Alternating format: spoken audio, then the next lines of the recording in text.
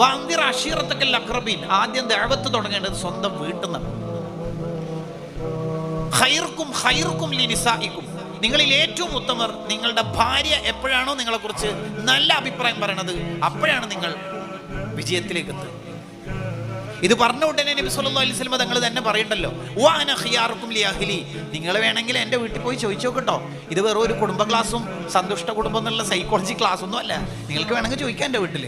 ഉർവത്ത് റളിയല്ലാഹു അൻഹു ആയിഷ ബീവിയോട് ചോദിക്കുന്നുണ്ട്, മുത്തുനബി എങ്ങനെയാണ് വീട് അടിച്ചു വാരി തരും, പാത്രം കഴുകി തരും, ചെരുപ്പ് ശരിയാക്കും, ബക്കറ്റ് ശരിയാക്കും, അടുക്കളപ്പണിയിൽ സഹായിക്കും. ഞാൻ എന്ത് ചെയ്യുമ്പോൾ എൻ്റെ പിന്നിൽ തന്നെ മുത്തുനബി വരും. ഉദാഹരണം, ഞാനൊരു ഇറച്ചി കഷ്ണം മാംസ കഷ്ണം കടിച്ചു തന്നാൽ അതിൻ്റെ ബാക്കി ഞാൻ പല്ല് വെച്ച അതേ സ്പേസിൽ തങ്ങൾ പല്ല് വെച്ച് കടിക്കും. ആടിൻ്റെ പാല് കുടിച്ചാൽ അത് ബാക്കി വാങ്ങിയിട്ട് ഗ്ലാസ് ഇങ്ങനെ കറക്കിയിട്ട് ഞാൻ ചുണ്ടു വെച്ച സ്ഥലത്ത് കുടിക്കും. ഇനി ഒരു സ്ഥലത്ത് ഇരുന്നാലോ എന്നെ ചാരി ഇരുന്നിട്ട് അവിടുന്ന് ഖുർആൻ ഓതുക. എന്തൊരു മനോഹരമായ ലൈഫ്. ഏഴാനാകാശവും അഖിലാണ്ട ലോകവും സർവസ്വങ്ങളും കണ്ടിട്ട് വന്നിട്ട് ഈ ലോകം മുഴുവൻ കീഴടക്കിയിട്ടും നബി സല്ലല്ലാഹു അലൈഹി വസല്ലം തങ്ങളോട് ഒരാൾ വന്ന് പറയണ്ടല്ലോ, എന്താണ് ഈ പണ്ടത്തെ ഖദീജ ബീവി വഫാത്തായില്ലേ, പിന്നെന്തിനാ ഈ ഖദീജ ബീവിനെ പറഞ്ഞുകൊണ്ടിരിക്കണത്?